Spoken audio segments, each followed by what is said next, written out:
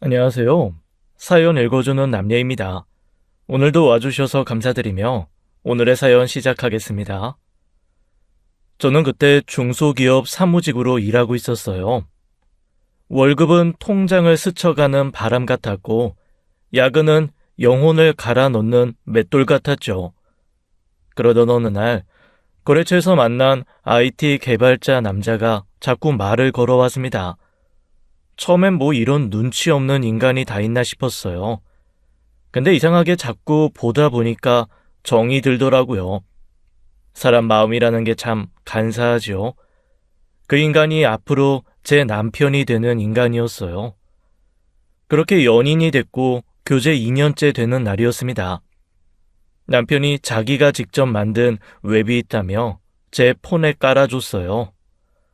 이거 내가 너 주려고 밤새워서 만든 거야. 열어봐. 앱을 여니까 화면에 결혼해 주실래요라는 문구가 뜨더라고요. 지금 생각해보면 정말 유치하기 그지없지만 그때는 심장이 쿵쾅거렸죠. 하트 모양 버튼이 반짝반짝 빛나고 있었습니다. 저는 떨리는 손으로 그 버튼을 눌렀어요. 그런데 아무 반응이 없었습니다. 저는 멍하니 화면만 바라봤어요. 남편 얼굴은 삶은 개처럼 빨갛게 변하더라고요. 그러더니 가방에서 노트북을 꺼내 허겁지겁 코드를 수정하기 시작했죠. 카페 한복판에서요. 저는 30분 동안 아무 말 없이 그 모습을 지켜봤습니다. 커피는 식어가고 제 눈은 좁쌀만해져서 남편을 바라보았죠. 남편은 미친 듯이 키보드를 두들겼습니다. 이마에 땀이 송글송글 맺혀서 턱까지 흘러내리더라고요. 다 됐어. 다시 열어봐. 겨우 수정을 마치고 웹을 다시 열었습니다. 그런데 이번엔 버튼이 2개였어요. 근데 둘 다 예였습니다. 아니오는 없었어요. 이거 강제동의 아니야? 선택지가 없는데? 그게 시간이 없어서 일단 핵심 기능만 구현했어. 남편이 머쓱하게 웃으며 머리를 긁적였죠. 저는 어이가 없어서 웃음이 터져버렸습니다. 카페 전체에 제 웃음소리가 퍼졌어요. 뭐 이런 인간이 다 있나 싶으면서도 그 허당스러움에 정이 확 꽂혔습니다. 결국 저는 예 버튼 중 하나를 눌렀어요. 이 남자 순수하긴 하네 싶었죠. 개발 실력은 버그투성이지만 마음만은 진심이겠거니 했어요. 그때는 몰랐습니다. 그 순수함이 나중에 완전히 사기였다는 걸요. 버그는 앱에만 있는 게 아니었더라고요. 인성에도 버그가 잔뜩 숨어 있었죠. 결혼 1년 만에 아들을 낳았고 남편의 간곡한 부탁에 퇴사 후 전업주부가 됐습니다. 안정적인 수입 덕에 행복한 신혼을 보냈어요. 저는 이 평화가 영원할 줄 알았죠. 아들이 10살이 되면서 돈 나갈 구멍이 우후죽순 생겨났어요. 학원비, 교재비, 준비물 값까지 아이 하나 키우는데 이렇게 돈이 들어가나 싶더라고요. 어느 날 남편이 카드 명세서를 보더니 얼굴이 확 구겨지더라고요. 야, 이번 달 학원비가 왜 12만 원이야? 뭘 이렇게 많이 써? 요즘 그 정도면 싼 거야. 고작 태권도 하나 다닌다. 12만 원이 싸? 내가 무슨 돈나무야? 돈이 막 열리게? 그럼 어쩌라고. 태권도 학원도 끊어? 준우 친구들은 다 학원 다니는데 준우만 혼자 집에 있게 해? 당신 담배값이 더 많이 나와. 알아? 아유, 됐어. 다음 달엔 좀 아껴 써. 학원비는 맨날 고정으로 나가는 건데 다음 달 됐다고 어떻게 아끼나요? 남편은 제가 돈 썼다고 하면 인상부터 찌푸렸습니다. 마치 제가 그 돈으로 명품백이라도 사기라도 한 것처럼요. 생활비 문제로 싸우는 날이 잦아지더니 부부 사이가 점점 삐걱거렸죠. 신혼 때 그 다정하던 남자는 어디로 간 건지 모르겠더라고요. 그런데 더 골치 아픈 게 있었습니다. 시어머니였어요. 일주일에 한두 번씩 우리 집에 오시는데 올 때마다 손에 뭔가를 들고 오셨죠. 고기, 과일, 홍삼 같은 것들이었습니다. 문제는 그게 전부 남편 줄 거라는 거였어요. 우리 아들 요즘 회사에서 고생하지? 엄마가 좋은 거 가져왔어. 어머니, 뭘 이렇게 가져오셔요? 아이고, 우리 아들 잘 먹어야지. 힘들게 돈 버는데. 저요? 저한테는 눈길 한 번 안 주셨어요. 오직 아들, 아들, 아들. 그 입에서 나오는 건 오직 아들뿐이었죠. 저는 투명 인간이었습니다. 어느 날이었습니다. 시어머니가 저를 부르더니 뭔가를 내밀었어요. 노란 고무장갑 한 켤레였습니다. 서진아, 이거 내가 써보니까 좋더라. 저는 할 말을 잃었어요. 이게 결혼하고 시어머니에게 받은 첫 선물이자 마지막 선물이었어요. 아들에게는 한우, 며느리에게는 고무장갑. 이 집안의 서열이 이 두 물건에 고스란히 담겨 있더라고요. 저는 그냥 웃으며 받아들었습니다. 시어머니는 그것도 모자라서 틈만 나면 저를 무시했어요. 전업주부가 뭐가 힘들어? 그냥 놀고 먹는 거지. 내 아들만 죽어라 고생하고. 저는 속이 부글부글 끓었지만 참았습니다. 어차피 변할 사람이 아니니까요. 평생 저렇게 살아온 사람이 70 넘어서 바뀌겠어요. 며칠 뒤 시어머니 생신이 다가왔어요. 저는 대형 마트에 가서 파스를 샀습니다. 대용량 세트로요. 생신날 저는 활짝 웃으며 그걸 시어머니에게 건넸죠. 어머니, 허리 안 좋으시다면서요. 파스 많이 사왔어요. 듬뿍 붙이세요. 시어머니 표정이 순간 굳어지더라고요. 어머니, 남한테 고무장갑 선물하실 거면 본인도 파스 받을 각오는 하셔야죠. 생활비 달라고 할 때마다 인상 찌푸리는 남편이 너무 짜증났어요. 그래서 저도 돈을 벌기로 했습니다. 아들이 학교에 간 사이 점심시간 2-3시간만 배달 알바를 하기로 했죠. 남편이 자전거로 출퇴근한다고 사두고는 2번 타고 던져둔 전기 자전거를 꺼내왔어요. 처음엔 길도 헷갈리고 땀도 뻘뻘 났는데 한 달쯤 지나니까 적응이 되더라고요. 쏠쏠한 용돈이 생기니까 속이 다 후련했습니다. 남편 눈치 안 보고 쓸 수 있는 돈이 생겼다는 게 이렇게 기쁜 일인 줄 몰랐어요. 어느 날이었습니다. 짜장면 2그릇 주문이 들어왔는데 배달지가 시내 모텔이었어요. 모텔에서 점심에 짜장면이라 뭐 그럴 수도 있지 싶었죠. 저는 음식을 들고 복도를 걸어갔습니다. 호수를 확인하고 초인종을 눌렀어요. 잠시 뒤 문이 살짝 열렸습니다. 저는 그 자리에서 얼어붙었어요. 문틈 사이로 보이는 얼굴이 남편 친구였거든요. 그것도 우통을 벗은 채로요. 그 뒤로 젊은 여자가 이불을 두르고 침대에 앉아있는 게 보였습니다. 그런데 제가 아는 아내분이 분명 아니었어요. 재수씨. 재수씨, 이거 오해예요. 진짜 오해입니다. 제가 보험 때문에. 자장면이요. 재수씨, 제발. 미영이한테 말하면 안 돼요. 네? 부탁입니다. 제가 잘못했어요. 딱 한 번만 눈 감아줘요. 진짜 비밀로 해줘요. 제가 무릎이라도 꿇을게요. 저는 아무 말 없이 짜장면을 내밀었어요. 남편 친구가 벌겋게 달아오른 얼굴로 음식을 받아들더라고요. 자기야, 누구야? 그게 아무것도 아니야. 아무것도 아니라고요? 이 새끼가 정신을 못 차렸네요. 내가 10분 안에 아무것도 아닌 게 아닌 걸로 만들어주겠다고 다짐했죠. 남편 친구 놈이 상간녀를 볼 때 저는 핸드폰을 꺼내 그 장면을 동영상으로 찍었습니다. 배달 완료요. 저는 문을 쾅 닫아버리고 돌아서서 빛의 속도로 계단을 뛰어내려 나왔습니다.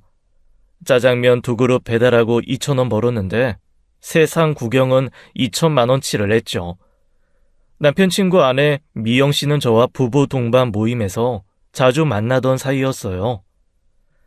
술자리에서 남편 자랑을 그렇게 하더니 그 남편이 모텔에서 상간녀랑 짜장면을 드시고 계시더라고요. 이걸 어떻게 참나요? 저는 배달을 마치자마자 미영 씨에게 전화를 걸었습니다. 미영 씨, 나야.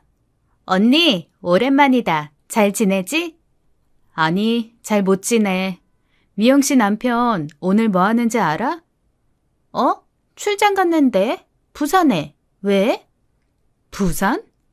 아, 출장 간다고 했다고? 새끼들, 변명이 정말 한결같네. 부산이 우리 동네 모텔이었어? 뭔 소리야? 내가 요즘 배달 알바 뛰거든. 방금 모텔에 짜장면 배달 갔는데 문 열어주는 게 누구였는지 알아? 미영 씨 남편이었어.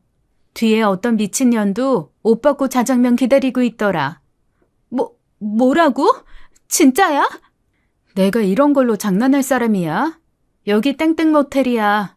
지금 동영상 하나 보내줄 테니까 요긴하겠어. 그날 밤 남편 친구 부부는 대판 싸웠다고 해요.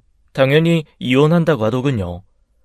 남편이 퇴근하자마자 현관문을 박차고 들어오더니 고함을 질렀어요. 야, 너 왜 남의 집 일에 끼어들어? 왜 긁어 부스럼을 만드냐고? 뭐? 그럼 그걸 그냥 모른 척해? 그럼 미영 씨는 뭐가 되는데? 병신 등신밖에 더 되냐? 그걸 왜 내가 참아?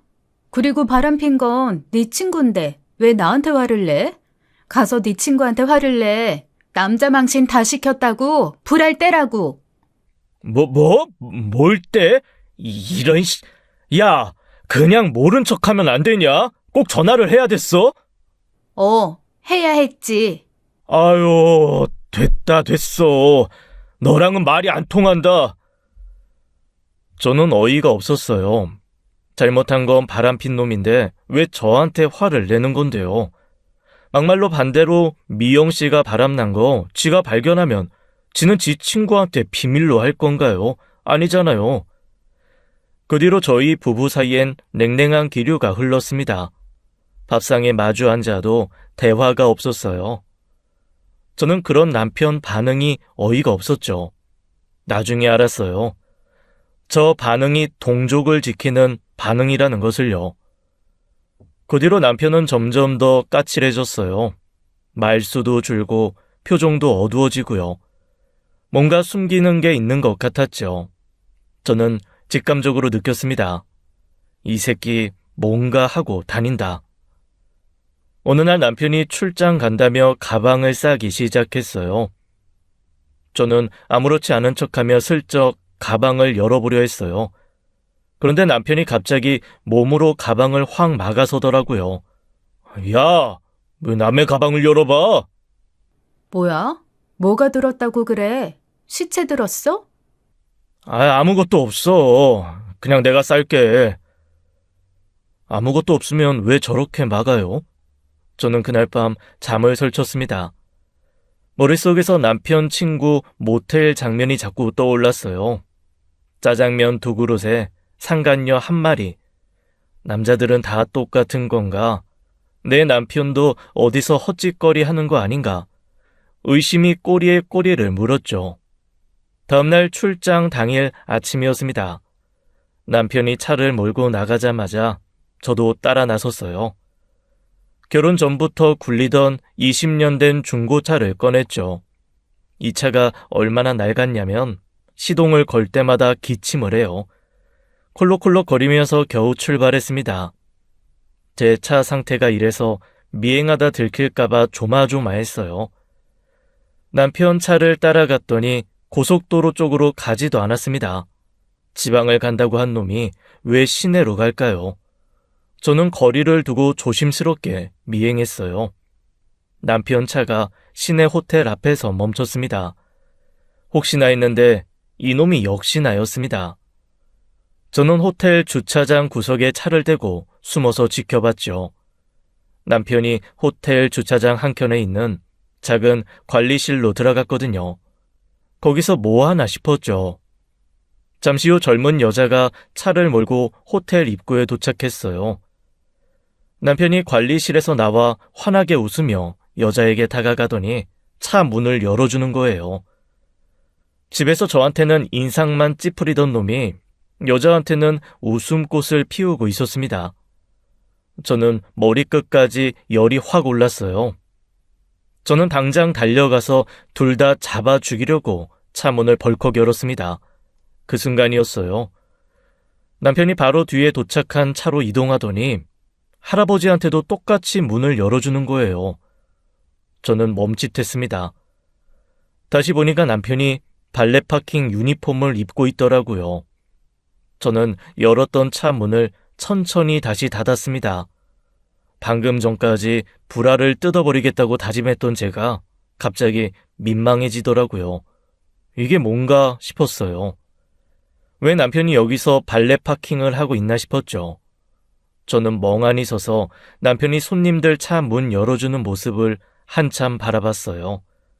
확실히 불륜은 아니었습니다. 대체 왜 여기서 이러고 있는지 뭐가 뭔지 모르겠더라고요. 저는 그날 밤 남편이 퇴근할 때까지 거실에 앉아 기다렸어요. 불도 안 켜고 어둠 속에 앉아 있었죠.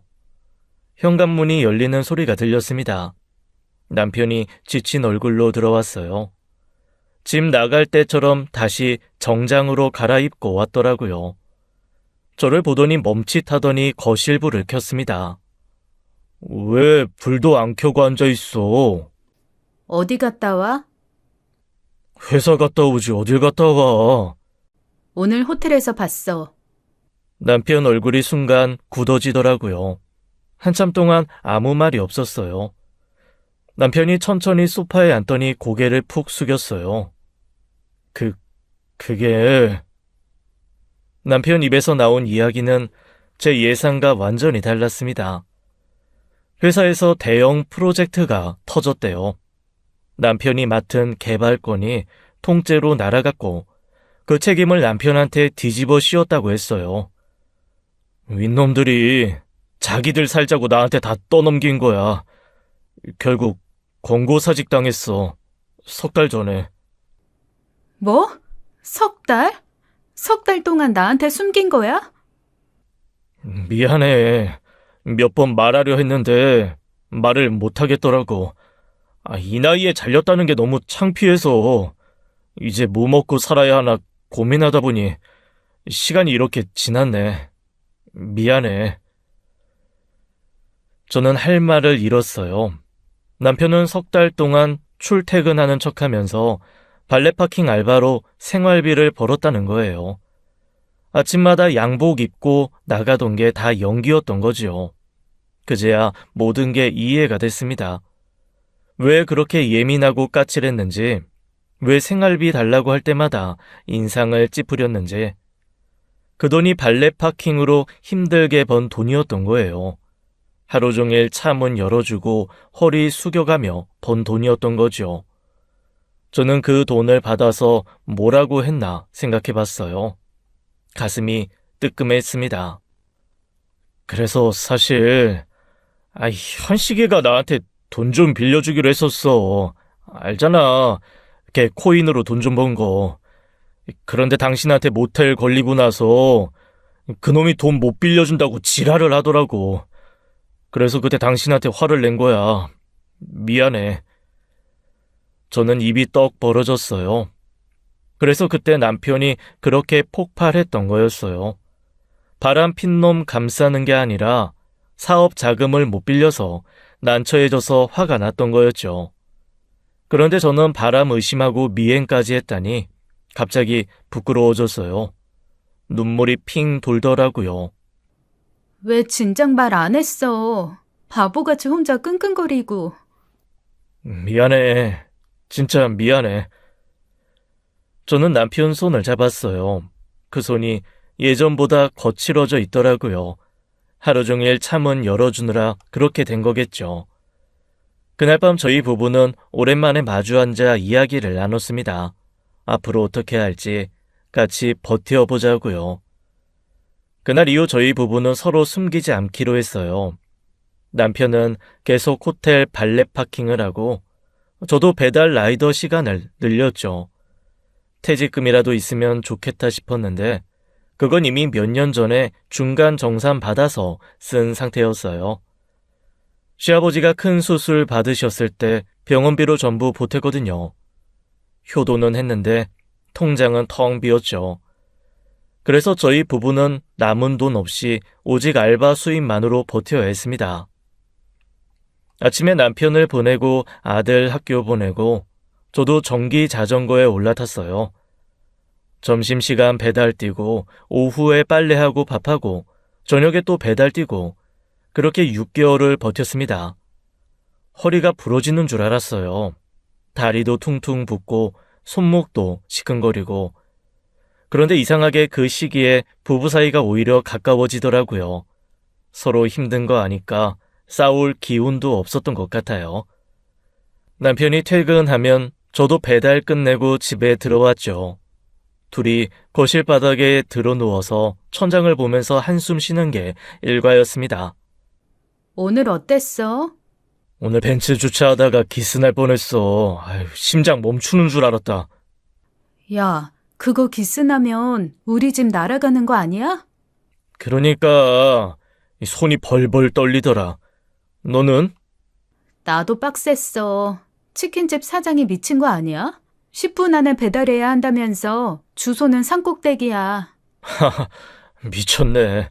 야, 강제 운동 되겠다. 그래도 팁 받았어. 고생했다고. 오늘 2,000원 받았다. 나도 오늘 팁 받았어. 사탕 하나. 뭐야 그게? 딸기 맛이야. 나눠 먹을래? 그래, 줘봐. 벌써 먹었어. 이 인간이 진짜. 참 웃기지요. 둘 다 바닥까지 떨어졌는데 그때가 제일 많이 웃었던 것 같아요. 그러던 어느 날이었습니다. 남편이 평소보다 일찍 들어왔어요. 근데 표정이 밝더라고요. 그동안 시체처럼 다니던 남편이 갑자기 살아있는 얼굴을 하고 있으니까 무슨 일인가 싶었죠. 나 오늘 연락받았어. 전 직장 선배가 스타트업 창업했는데 개발팀장으로 와달래.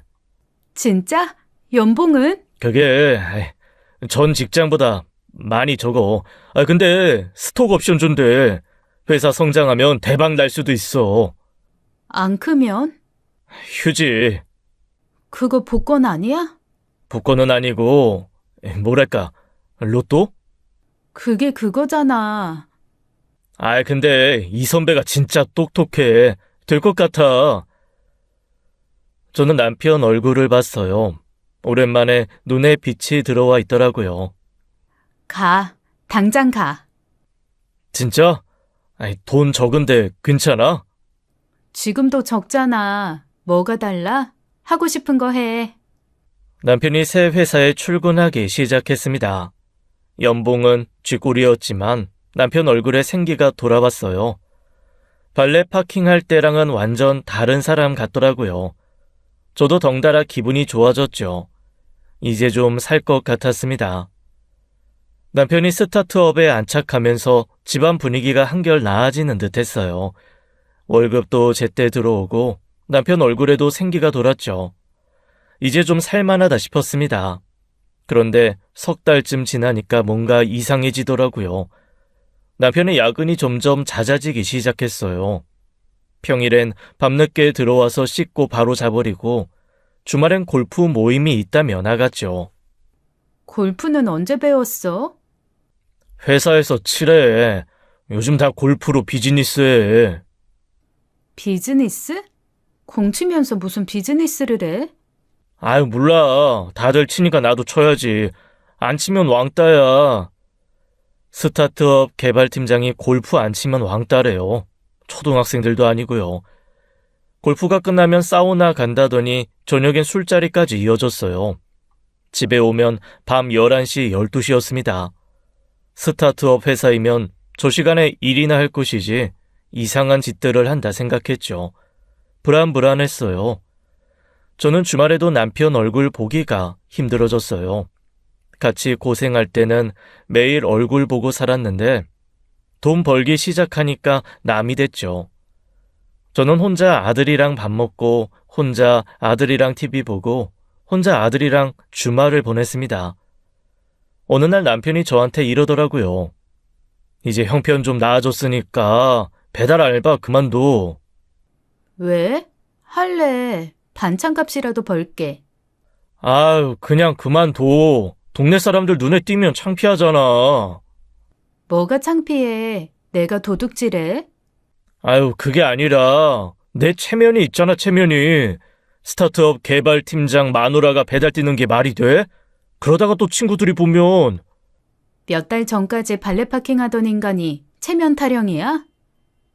그때는 체면 없었어? 그리고 사람들이 보면 뭐 죄 짓는 것도 아닌데. 그건 그거고 이건 이거야. 아유, 제발 좀 그만둬. 저는 어이가 없었지만 그냥 참았습니다. 결국 배달 라이더를 그만두고 다시 전업주부로 돌아갔죠. 근데 진짜 웃긴 게 뭔지 아세요? 생활비 달라고 하면 남편이 또 인상을 찌푸리더라고요. 아유, 또 돈이야? 왜 이렇게 많이 써? 뭘 많이 써. 그냥 먹고 사는 거잖아. 영수증 있어? 보여줘봐. 뭐? 영수증? 내가 횡령하냐? 돈이나 펑펑 주고 그런 소리 해. 아니, 어디다 쓰는지 내가 알아야 할 거 아니야. 마트 가서 반찬거리 사고 아들 학원비 내고 그게 다야. 의심되면 직접 살림해. 요즘 마트 물가가 얼마나 비싼지 알아? 그러니까 내가 계속 배달 알바 한다니까. 아유, 됐어. 알았다고. 이게 진짜 똑같은 인간이 맞나 싶었어요.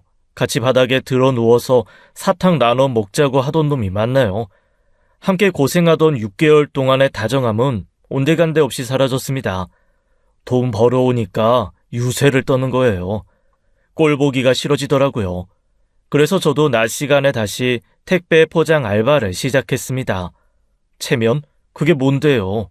더럽고 치사하니 내 돈은 내가 벌어야 했죠. 남편은 바빠진 이후 퇴근하면 씻지도 않고 안방에 들어가 쓰러졌어요. 현관문 열리는 소리, 구두 벗는 소리, 안방 문 닫히는 소리, 그게 끝이었습니다. 저는 저녁상 차려놓고 남편을 불렀어요. 여보, 밥 먹어. 대답이 없었습니다. 여보, 코 고는 소리만 들렸어요. 양복도 안 벗고 침대에 엎어져서 자고 있더라고요. 저는 아들이랑 둘이 밥 먹고 둘이 치우고 둘이 TV를 봤습니다. 같은 집에 사는데 남편은 없는 사람 같았어요. 주말이라고 다를 게 없었죠.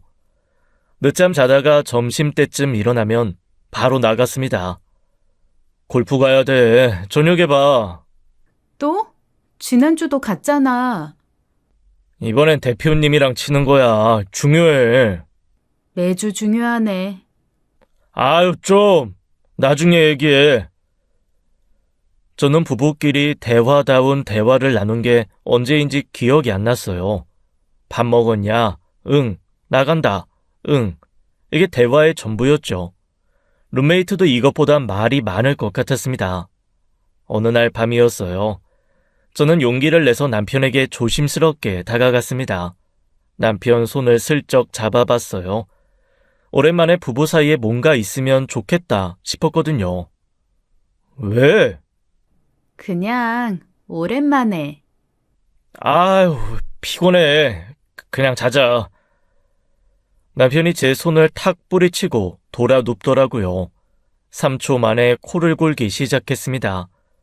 저는 천장을 보며 멍하니 누워 있었어요. 거부당한 기분이 이런 거구나 싶었죠.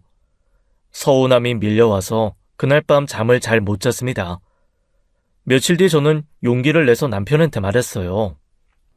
여보, 나 요즘 너무 서운해. 뭐가? 우리 언제 마지막으로 같이 뭐 했는지 기억나? 밥도 따로 먹고, 대화도 없고, 부부 사이에 그런 것도 없고. 남편이 귀찮다는 듯 한숨을 푹 쉬더라고요. 아이, 또 그 얘기야? 10년 넘게 했으면 됐지. 왜 이렇게 밝혀? 저는 귀를 의심했어요. 밝히긴 뭘 밝혀요. 손 한번 잡아봤더니 제가 음란마귀가 된 기분이었습니다. 얼굴이 화끈거리더라고요. 밝히는 게 아니라 부부 사이에 정이 없으니까 그런 거지. 아유, 알았어. 나중에 하자. 오늘은 피곤하니까 자. 남편은 또 돌아 누웠어요. 대화 끝이었습니다. 저는 마치 제가 이상한 사람인 것 같았어요. 내가 뭘 잘못했나 싶더라고요. 그날 이후 저는 먼저 다가가는 걸 포기했습니다. 같은 침대에서 자면서도 서로 등을 맞대고 누웠어요. 등 사이 거리가 30cm밖에 안 되는데 마음의 거리는 태평양만큼 멀었죠. 저는 이 결혼 생활이 앞으로 어떻게 될지 막막했습니다. 그냥 이렇게 룸메이트로 늙어가는 건가 싶었어요. 그러던 어느 날 남편이 또 출장이 있다며 창고에서 캐리어를 꺼냈어요. 저는 거실에서 빨래를 개고 있었죠. 남편이 안방에서 짐을 싸더니 화장실에 들어갔습니다. 저는 장롱에 옷을 넣다가 무심코 살짝 열린 틈으로 캐리어 안을 들여다봤어요.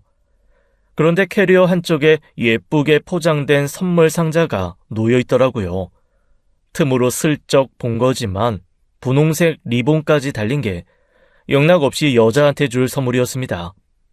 출장 가방에 이런 게 왜 있지 하며 저는 옷을 내려놓고 캐리어에 다가갔어요. 캐리어를 활짝 열어보려고 손을 뻗었죠. 그 순간 화장실에서 나온 남편이 정광석화로 달려와서 발로 캐리어를 확 밀어버렸어요. 저는 손을 헛짚으며 비틀거렸습니다. 야, 왜 남의 짐을 뒤져? 뭐야 이거? 이 선물 뭔데? 뭐긴 뭐야. 거래처 선물이야. 거래처 선물을 왜 분홍색 리본으로 포장해? 거래처 담당자가 20살 여자야? 진짜. 왜 이렇게 의심이 많아? 이젠 하다 의심병이냐? 의심병이요? 저 상자 보고 의심 안 하는 마누라가 세상에 어디 있어요. 저는 캐리어에 있는 상자를 꺼내려고 했어요. 그러자 남편이 캐리어를 발로 밟으며 힘을 줬죠. 발 치워.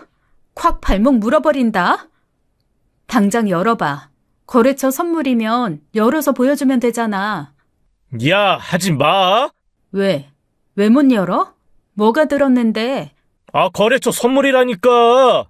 그럼 열어서 보여달라고. 뭐가 문제야? 문제는 네가 날 못 믿는 게 문제야. 못 믿게 행동하니까 못 믿지. 요즘 네 꼬라지가 정상이야? 집에선 내 손도 안 잡으면서 이 선물은 뭐야? 대체 어떤 년한테 주는 선물이야? 뭐? 존나 피곤하게 왜 이래? 아니라고! 피곤하면 열어. 안 피곤하게 해줄게. 열어서 보여주면 끝이야. 지금 이 난리 치는 게 더 피곤하거든? 남편이 고함을 지르기 시작했어요. 정말 지겨워 죽겠네. 지겨우면 보여주면 될 거 아니야. 왜 못 보여줘? 뭐가 들었길래? 남편이 캐리어를 낚아채더니 지퍼를 확 닫았어요. 저는 열받아서 진짜로 남편 발목을 물어버렸죠. 이게 진짜 미쳤나? 남편이 저를 발로 뻥 밀어버리더니 캐리어를 들고 급히 현관으로 걸어갔습니다. 야, 어디가? 얘기 안 끝났어. 끝났어. 나 늦어. 현관문이 쾅 닫혔어요. 저는 텅 빈 거실에 혼자 서 있었습니다. 심장이 쿵쿵 뛰었어요. 손이 부들부들 떨리더라고요. 발레 파킹 알바할 때 미행했을 때는 제가 오해를 한 거였어요. 근데 아무리 생각해도 이번엔 달랐습니다. 저 반응은 뭔가 있는 놈의 반응이었어요. 떳떳하면 그냥 열어서 보여주면 되잖아요. 왜 발로 차고 소리 지르고 도망가요? 저는 결심했습니다. 이번엔 직접 미행 안 해요. 20년 된 중고차로 따라가다가 또 허탕칠 수는 없잖아요. 제대로 확실하게 잡아야 해요. 저는 인터넷을 켜고 흥신소를 검색하기 시작했습니다.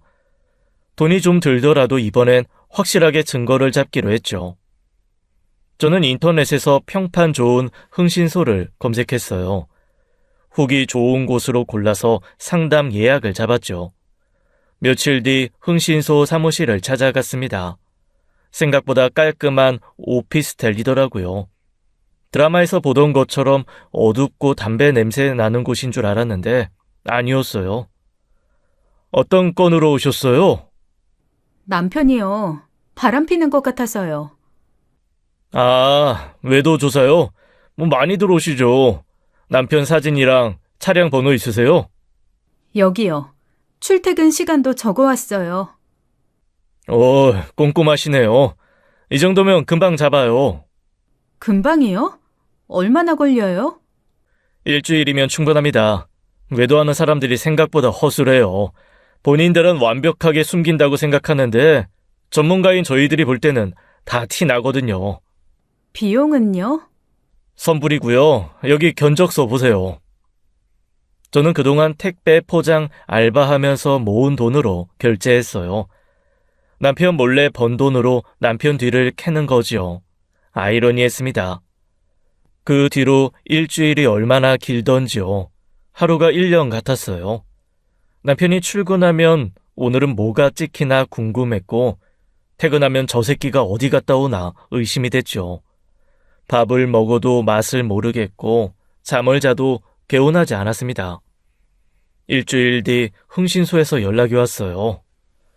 증거 확보됐습니다. 방문해 주세요. 저는 바로 흥신소로 달려갔죠. 상담원이 사진 여러 장과 보고서를 테이블에 펼쳐 놓았습니다. 사진을 보는 순간 머리가 멍해지더라고요. 남편이 어떤 아파트에 들어가는 모습, 나오는 모습이 찍혀 있었어요. 일주일 동안 이 아파트에 4번 드나들었습니다. 4번이요? 네, 월요일, 수요일, 금요일, 일요일 거의 이틀에 한 번 꼴이네요. 열심히 다니시더라고요. 이 집이 뭔데요? 조사해봤는데요. 이 집 주인은 30대 초반 여성이고 유부녀입니다. 남편은 해외 파견 근무 중이에요. 유부녀요? 남편이 해외에 있고? 네, 그래서 마음 놓고 집으로 부른 거죠. 밖에서 만나면 눈에 띄니까요. 저는 이를 악물었어요. 남편이 해외에 나가 있으니까 그 빈집에서 신나게 놀았던 거죠. 상담원이 서류 한 장을 건넸습니다. 여기 상간녀 정보 다 있어요. 이름, 나이, 집 주소, 남편 직장까지 소송하실 때 다 쓰실 수 있어요. 저는 떨리는 손으로 서류를 받았어요. 최예란, 32살. 예감이 틀리지 않았습니다. 그 분홍 리본 선물은 역시 인연한테 줄 거였던 거예요. 사무실을 나서면서 저는 생각했어요. 이대로 변호사 찾아가서 소송을 때리면 끝이긴 해요. 근데 그건 너무 싱거웠습니다. 저 새끼들이 그렇게 쉽게 끝나면 안 되지요. 법정에서 만나기 전에 제가 먼저 인사를 해야겠어요. 저는 칼춤을 한번 추기로 결심했습니다. 소화기를 들고요. 며칠 뒤 남편이 또 골프 간다며 집을 나섰어요. 골프요? 이제 그 말을 누가 믿어요. 저는 남편 차가 출발하자마자 바로 뒤따라 나갔습니다. 20년 된 중고차가 오늘따라 기침도 안 하고 잘 나가더라고요. 차도 복수할 때는 아는가 봐요. 역시나 남편은 골프장이 아니라 상간녀 아파트로 향했어요. 흥신소에서 받은 주소랑 똑같은 곳이었죠. 저는 남편이 주차하고 아파트로 들어가는 걸 확인했습니다. 30분쯤 기다렸어요. 충분히 옷 벗고 신나게 놀 시간을 줬죠. 저는 조수석에서 집에서 가져온 소형 소화기를 꺼냈습니다. 인생 최고의 쇼를 찍을 거였죠. 그땐 눈에 뵈는 게 없었거든요. 저는 아파트로 들어가서 엘리베이터를 탔어요. 상간녀 집 앞에 도착했습니다. 현관문 앞에 서니까 심장이 쿵쾅거리더라고요. 손에 든 소화기가 무겁게 느껴졌어요. 저는 심호흡을 했습니다. 그리고 초인종을 눌렀어요. 불이야! 불이야! 목청껏 소리쳤죠. 불이야! 빨리 나오세요! 불이야! 복도가 쩌렁쩌렁 울렸어요. 몇 번을 반복하니까 안에서 부스럭거리는 소리가 들렸습니다. 현관문이 벌컥 열렸어요. 얇은 슬립 차림의 여자가 뛰쳐나왔습니다. 사진으로만 보던 그 얼굴이었어요. 최예린. 그 뒤로 가운만 걸친 남편이 허둥지둥 따라 나오는 게 보였죠. 어디서 불이? 저는 두 사람을 확인하자마자 소화기 안전핀을 뽑았어요. 그리고 분사했습니다. 하얀 가루가 상간녀와 남편의 얼굴을 뒤덮었어요.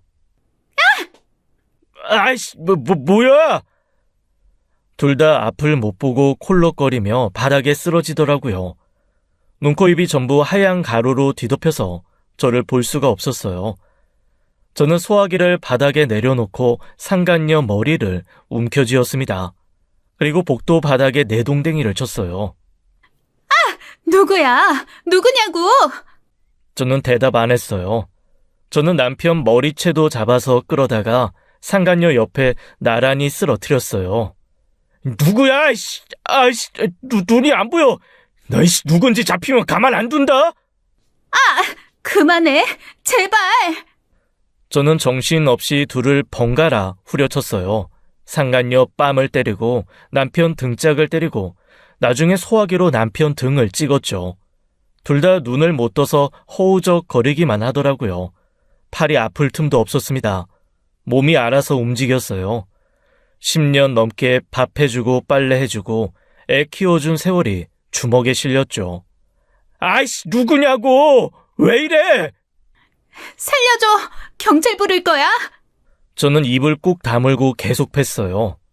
말 안 해도 됐습니다. 내가 누군지는 알 필요 없어요. 너희는 그냥 쳐맞으면 돼요. 복도가 난장판이 됐죠. 둘을 패는 와중에 뭔가 이상한 게 보였어요. 상간녀가 품에 뭔가를 꼭 끌어안고 있더라고요.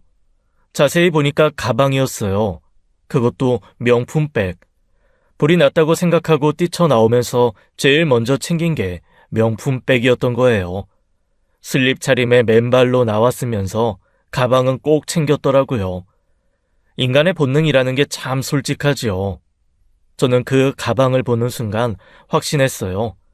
분홍 리본 달린 그 선물, 거래처 선물이라고 우겼던 게 그게 저거였구나. 저는 코웃음이 나왔습니다. 상간녀 품에서 명품백을 억지로 빼앗았어요. 안 돼. 그거 내 거야. 내놔. 상간녀가 눈도 못 뜨고 손을 휘저었어요. 저는 그 명품백을 들어 올렸습니다. 그리고 상간녀 얼굴을 향해 힘껏 내리쳤어요. 금속 장식 부분이 상간녀 뺨에 정확히 맞았습니다. 뺨에 시뻘건 자국이 생기더라고요. 명품백이 원래 용도보다 훨씬 쓸모있게 쓰이는 순간이었죠. 저는 돌아서서 바닥에 엎드린 남편 등짝도 명품백으로 내리쳤어요. 퍽퍽퍽. 남편이 소화기 가루 때문에 눈을 못 뜨고 기침하며 바닥을 기어다녔어요. 꼴이 참 볼만하더라고요. 바퀴벌레처럼 기어다니고 있었죠. 오빠 뭐해? 나 좀 도와줘. 나도 안 보여. 아이 씨발, 누구야 이게? 내가 어떻게 알아? 둘이 서로 싸우기 시작하더라고요. 눈도 못 뜨면서 서로 탓하는 게 볼만했어요. 저는 그 틈에 다시 상간녀에게 돌아갔습니다. 머리채를 움켜쥐었어요. 그리고 힘껏 잡아당겼죠. 머리카락 한 뭉텅이가 뜯겨 나왔습니다. 내 머리! 상간녀가 비명을 지르며 머리를 감싸지고 바닥에 웅크렸어요. 저는 뜯긴 머리카락을 남편 얼굴에 던졌습니다. 아이씨, 뭐야 이게, 아이씨! 복도가 완전 난장판이었어요. 하얀 소화기 가루, 뜯긴 머리카락, 나뒹구르는 명품백, 예술작품 같았죠. 제발 그만해! 누구야? 돈 줄게! 얼마 원해? 돈이요? 저는 속으로 비웃었어요. 생활비 달라고 할 때는 영수증 내놓으라더니 지금은 돈을 준다고요? 신고할 거야? 경찰 부를 거야? 사람 살려! 여기 미친 새끼 있어요! 저는 충분히 팼다고 생각했습니다. 명품백을 복도 바닥에 내팽개쳤어요. 그리고 유유히 아파트를 빠져나왔죠. 일부러 계단으로 재빨리 내려왔습니다. 기분은 최고였어요. 그날 밤 남편은 집에 안 들어왔어요. 궁금하지도 않았습니다. 상간녀 집에서 얼굴에 소화기 가루 닦고 있었겠죠. 다음날 저는 바로 변호사 사무실을 찾아갔어요. 이혼 소장을 작성하고 바로 법원에 접수했죠. 접수 끝나고 나오니까 속이 다 시원하더라고요. 저는 집에 돌아가서 아들이랑 짐을 쌌습니다. 아들한테는 아빠가 큰 잘못을 해서 엄마랑 따로 살아야 한다고 말했어요. 아들이 뭐라고 물었지만 자세한 건 나중에 설명해 주기로 했죠. 저희 모자는 그날 바로 친정으로 들어갔습니다. 며칠 뒤 시어머니에게 연락이 왔어요. 남편 새끼는 잠수를 타더라고요. 서진아, 우리 만나서 얘기 좀 하자. 무슨 얘기요? 할 말이 없는데요. 전화로 할 얘기가 아니야. 나와. 저는 약속 장소로 나갔어요. 제가 피할 이유는 없었으니까요. 당당하게 어깨를 펴고 나갔죠. 카페에 들어가니까 시어머니가 먼저 와서 앉아 있더라고요. 저를 보더니 한숨을 푹 쉬었습니다. 서진아, 이게 뭐 하는 짓이야? 소송은 왜 걸어? 아드님이 바람을 피웠으니까요. 아이고, 자네가 바람 좀 피울 수도 있는 거지. 그걸 가지고 소송까지 해? 네, 그러라고 있는 소송이에요. 모르셨어요? 그래도 그렇지. 이혼하면 준우는 어쩔 거야? 애 생각은 했어? 애 생각 안 한 건 아드님이에요. 저한테 왜 그래요? 그래도 애 생각을 하면 더 이혼해야죠. 그놈이 얼마나 애한테 악영향을 주는데요. 시어머니가 목소리를 낮추더니 테이블 위로 몸을 기울였어요. 서진아, 소송 취하해. 합의 이혼으로 조용히 끝내자. 그래야 너도 좋고 우리도 좋아. 제가 뭐가 좋은데요? 소송하면 너도 소문나. 이혼녀 딱지 붙는 거야. 조용히 끝내면 서로 체면은 지키는 거잖아. 저는 어이가 없어서 웃음이 나왔어요. 체면이요? 아들 바람 피운 건 체면 안 깎이고 며느리 이혼하는 건 체면이 깎여요? 저 동네방네 소문낼 거예요. 무슨 체면? 어머님 집안 깎일 체면도 없어요. 어이가 없네. 어머님, 할 말 있으시면 법정 가서 판사한테 떠드세요. 저는 할 말 없어요. 저는 자리에서 일어났습니다. 그 순간 시어머니가 제 뒤통수를 손바닥으로 세게 후리쳤어요. 찰싹 소리가 카페 안에 울렸죠. 인연이 어디서 버릇없이.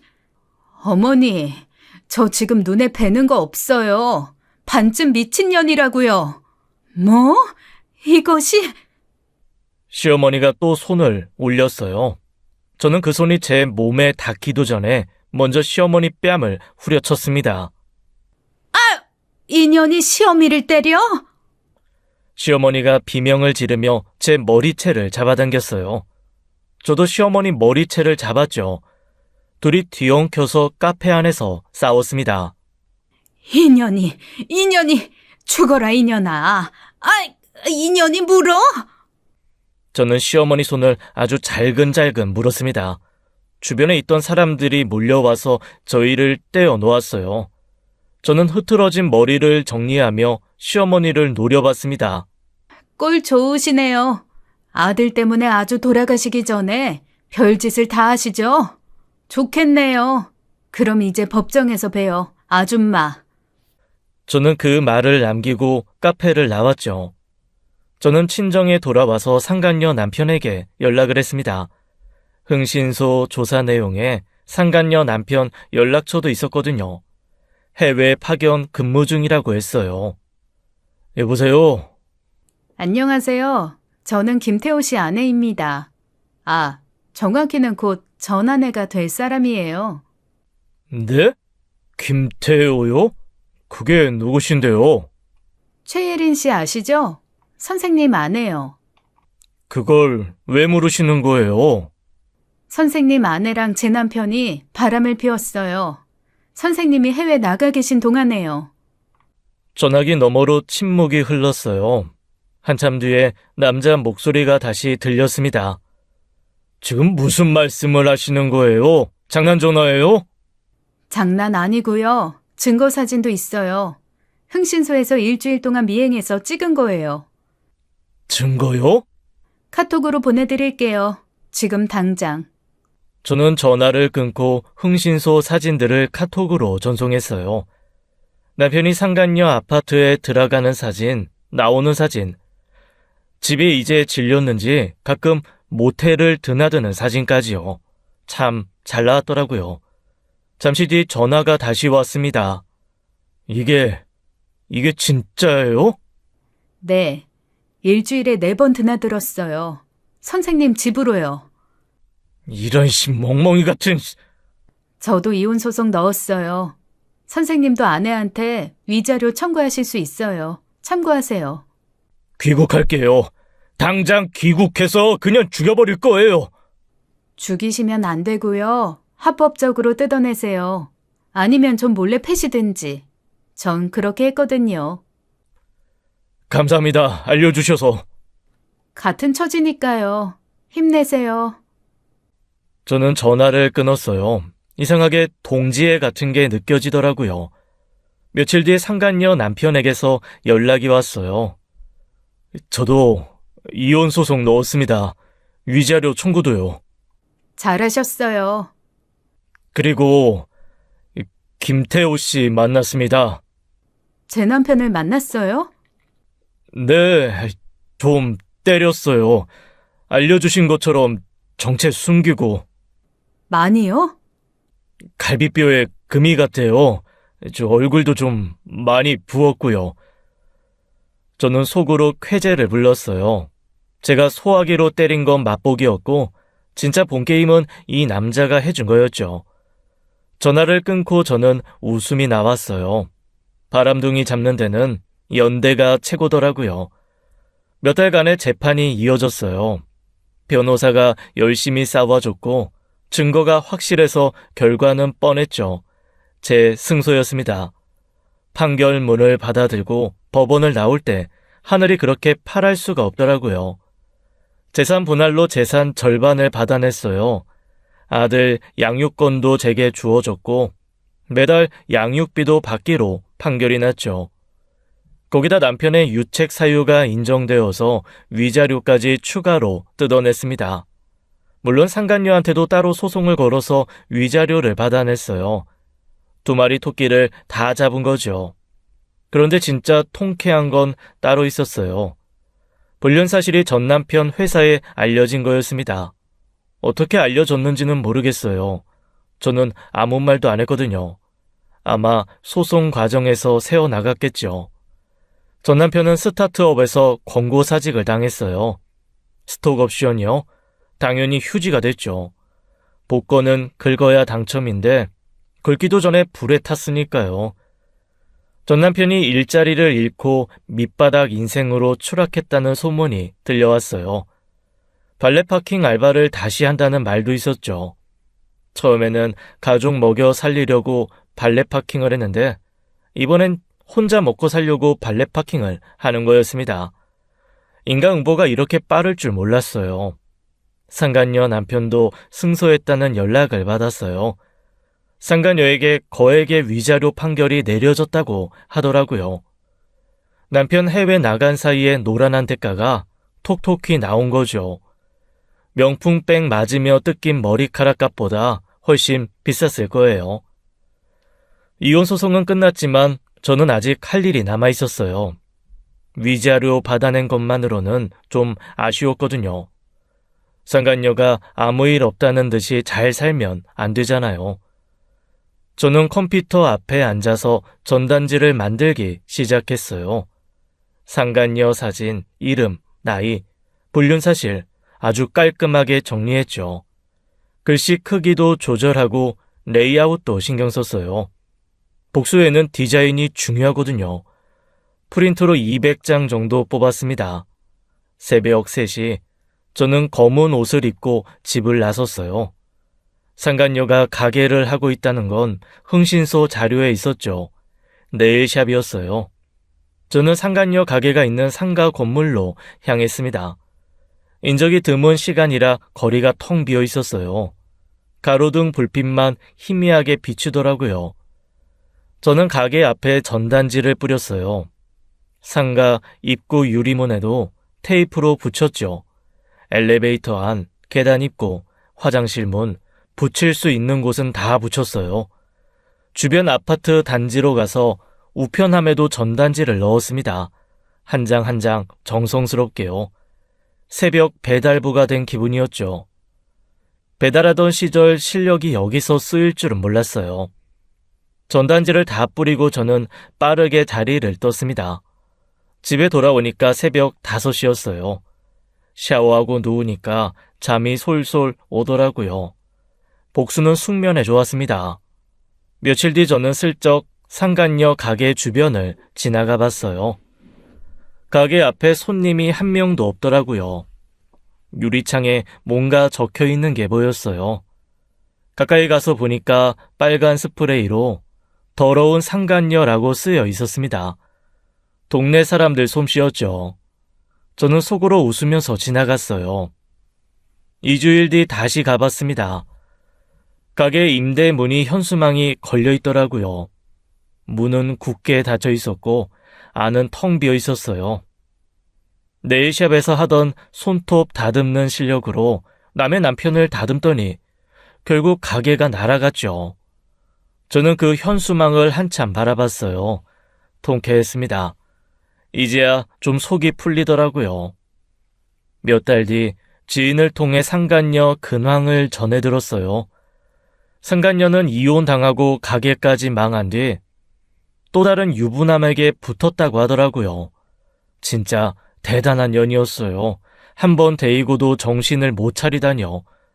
그러다가 그 유부남 아내에게 발각됐대요. 이번에는 처참하게 박살이 났다고 했죠. 머리카락이 반쯤 뜯겼다는 소문도 들었어요. 저한테 뜯긴 거랑 합치면 이제 가발을 써야 할 판이었죠. 저는 그 소식을 듣고 피식 웃음이 나왔어요. 그러던 어느 날 저녁이었어요. 핸드폰에 문자가 하나 왔습니다. 부고 문자였어요. 고인의 이름을 보는 순간 저는 멈칫했지요. 김태호, 전 남편이었어요. 나중에 안 사실이지만 음주운전으로 다리 난간을 들이받고 추락해서 사망했다고 해요. 저는 문자를 본 채로 한참 동안 멍하니 앉아 있었어요. 뭐라고 해야 할지 모르겠더라고요. 슬프지는 않았어요. 근데 아무 감정이 없는 것도 아니었죠. 그냥 허무했습니다. 그렇게 끝나는구나 싶었어요. 아들에게 아버지 사망 소식을 전해야 했어요. 근데 차마 입이 떨어지지 않더라고요. 아빠가 바람 피워서 이혼한 것도 충격이었는데 이제 죽었다고까지 어떻게 말해요. 저는 당분간 말하지 않기로 했어요. 나중에 천천히 얘기해도 늦지 않으니까요. 고민하다가 장례식장에 갔습니다. 시어머니가 영정사진 앞에서 정신이 나간 듯 울고 있더라고요. 저를 보더니 달려왔어요. 서진아, 우리 태호가 어쩌다가 이렇게 된 거야? 어쩌다? 내 새끼가 왜 이렇게 됐냐고. 저는 속으로 생각했어요. 어머니 빼고 여기 있는 모든 사람이 그 이유를 알 거예요. 바람 피우고 이혼당하고 회사에서 잘리고 밑바닥으로 떨어져서 술로 살다가 음주운전을 한 거잖아요. 뿌린 대로 거둔 거예요. 근데 그 말을 차마 입 밖으로는 꺼낼 수 없었어요. 아무리 미워도 자식 먼저 보낸 어머니에게 그러면 안 되니까요. 저는 영정 사진을 바라봤습니다. 버그투성이 앱으로 프로포즈하던 그 얼굴이었어요. 그때는 순수해 보였는데 인생도 버그투성이로 살다가 결국 이렇게 끝났네요. 저는 재산 분할로 받은 돈으로 작은 아파트를 마련했어요. 아들과 둘이 살기에 딱 좋은 크기였죠. 새 집에 이삿짐을 풀면서 생각했어요. 이제 진짜 새 출발이라고요. 집 근처 작은 미디어 회사에 취직했습니다. 10년 넘게 전업주부만 하다가 다시 사회생활을 시작하니까 처음엔 어색했어요. 근데 몇 달 지나니까 적응이 되더라고요. 배달 알바 뛰던 것보다는 훨씬 편했죠. 퇴근 후에는 필라테스와 요가를 꾸준히 다녔어요. 결혼 생활 동안 쪘던 살을 빼기로 결심한 거였죠. 처음엔 스트레칭만 해도 온몸이 삐걱거렸어요. 근데 포기하지 않고 1년을 버텼습니다. 결과는요, 20kg 감량에 성공했어요. 거울을 볼 때마다 깜짝 놀랐죠. 이게 나 맞나 싶었어요. 결혼 전보다 더 나아진 것 같았습니다. 전 남편한테 시달리던 살이었나 봐요.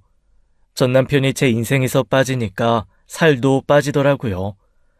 저는 이제 진짜 행복을 찾아 제 삶을 살고 있습니다. 세상에서 가장 소중한 제 아들과 함께요. 지금까지 사연 읽어주는 남녀였습니다. 끝까지 함께 해주신 여러분 감사드리며 저희는 다음 사연으로 돌아올게요. 감사합니다.